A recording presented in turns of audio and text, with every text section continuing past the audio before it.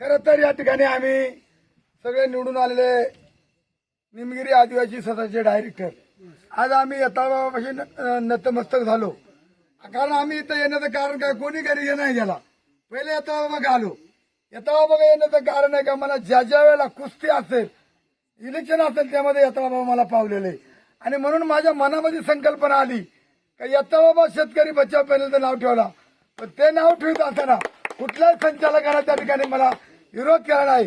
ठीक आहे म्हणे बा, अध्यक्ष पॅनल प्रमुख आहेत, त्यांनी जे नाव दिले हे सर्वांनी मान्य केलं. आणि आम्ही आज सगळेजण या ठिकाणी नतमस्तक होऊन यथाबाबाचं दर्शन घेतलंय. यथाबाबा आम्हाला पावला. आम्ही नुसतं इजे नाही झालो, आम्ही 3 पटीनं मतदान घेतलं. नुसतं निवडून येण्यापेक्षा आज सगळ्यांनी माझ्यावर विश्वास टाकला. आणि मी जो हा पॅनेल तयार केला 12 लोकांचा, 12 पैकी 12 कुठल्याही प्रकारचं मनामध्ये क्लोज न धरता किंवा मनामध्ये आडी न धरता सरळ मनाने यथाबाबाला समोरून हा पॅनेल तयार केला. आणि या पॅनेलने आज मुसंडी मारली. खरं तर वाळकुळी साहेब या निवडणुकीकडं संपूर्ण तालुक्याचं लक्ष लागलं होतं. आम्हाला कोणतं नाव घ्यायचं नाही, पण एवढी काय बाहेरून म्हणजे काही संबंध नसताना बाहेरून काय कार्यकर्ते आले होते. गावामध्ये त्यांची काही लायकी नाही, परंतु आम्हाला विरोध करण्यासाठी याच्याकडून 2 आणे माग, त्याच्याकडून 2 आणे माग. आणि आमचे कार्यकर्ते भेटले का गोटकर साहेबांना म्हणले तुमचा पॅनेल पडणार आहे. बरोबर आहे का? आणि कुठे डीजी लावणार म्हणले, शिवाजी पुतळा चौकात गोटकर साहेबांना म्हणले तो आम्ही शिवाजी पुतळ्यापाशी आम्ही डीजी लावणार आहेत, तुम्ही त्या पॅनेलमध्ये कायला जाता. गोटकर साहेबांच्या घरामध्ये जाऊन सुद्धा पोरा लेकरामध्ये एक तर बायपास पेशंट आहेत, ते आजारी पेशंट आहेत. आम्ही त्यांना 2 दिवस कुठेही प्रचारला बोलावलं नाही. कारण एखाद्या दबाव नको यायला.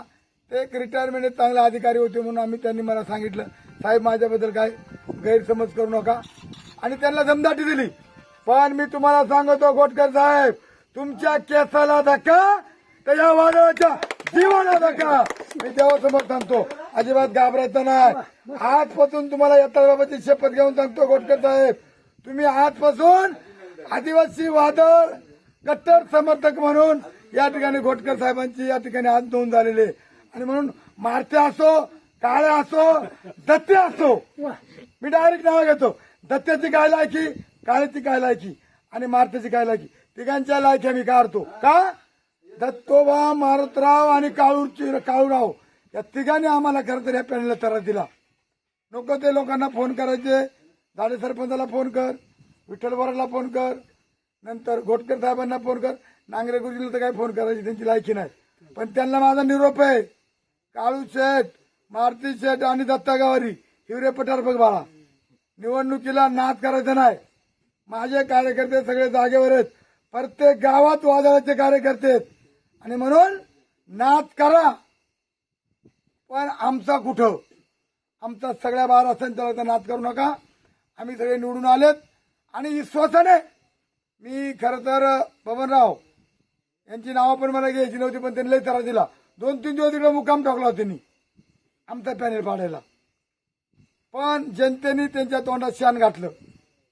जनतेने सांगितलं की वादळ आमचा आहे, वादळाला काही तर कोणी धक्का लावू शकत नाही. ही दुसऱ्यांदा मुसांडी मारली जनतेने. विधानसभेला 25,000 मतदान जनतेने दिलं, 7व्या फेरीपर्यंत तालुक्याच्या पुढं. आणि आता मावळात सगळ्यांना घेऊन सगळ्यांच्या पुढे गेलो आणि सगळी मागं पडली. जुन्नर तालुक्याच्या नेत्यांना माझी विनंती आहे, नेते मंडळीने आम्हाला जर जवळ करायचं असेल तर आम्हाला जी तारा देतात, पक्षाला जी तारा देतात, ही पक्षातून पहिले हाकालली पाहिजे, तर पक्ष वाढत.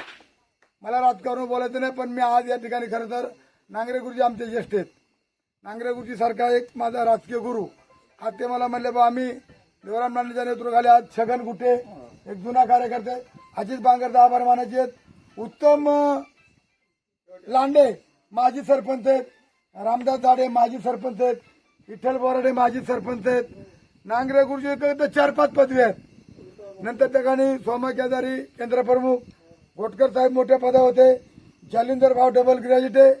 उमेदवार कसे आहेत माझे, Sunil Karpe MA BEd DEd माझ्या बॉडीतले सगळे उमेदवार सुशिक्षित आहेत. म्हणून या ठिकाणी बघ इकडे सासरे इकडे आहे. हे आमचे सासरे. राजकारणात कमी पण नामदेव मोरे नाद नाही करायचा. तो एका दिवसामध्ये सोमा केदार आणि काही लोकांनी जे सोमा केदारांबद्दल गैरसमज केलता. सोमा केदारी पळून नव्हता गेला. मी आज मीडिया पुढे खरं बोलतो. मीच पाठवला होता. शिवाजी महाराजांनी लढाई जिंकली ना नांगरे गुरुजी. मी म्हणलं होतं जा तुम्ही घाटावर जाऊन या. काय काय म्हणतात काय काय चाललंय त्यांचं बघून या. म्हणजे सोमा केदारी हा आम्हाला सोडून नाही. आणि माझा 12ही डायरेक्टरांवर विश्वास आहे. इथे दादा इकडे आहे. हे आमच्या देवळे गावचे इकडे इकडे इकडे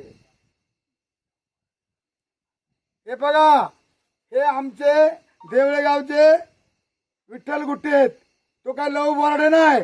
मग इकडे कारखाने माझ्याकडून याचा निवडून तिकडे लगेच 2 रुपये भेटले का पळायचा. तो लव बोराडे नाही. हा खरं विठ्ठल गुट्टे कट्टर कार्यकर्ते. आणि म्हणून त्यांनी सांगितलं होतं लवणा आणि मोहनना का आमचा देवळात 100% पाठिंबा. दोघांचा कोणच नाही ऐकला. सगळा देवळेगाव आमच्या मागे 90% आला.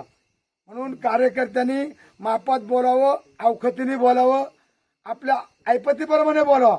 उगाच काहीतरी पसगावांनी बोलू नका असं माझं त्यांना खरं जाहीर आव्हान आहे. परत एकदा सगळे उमेदवार इथं आले. देवाचं दर्शन घेतलं. येता बाबा आम्हाला पावला.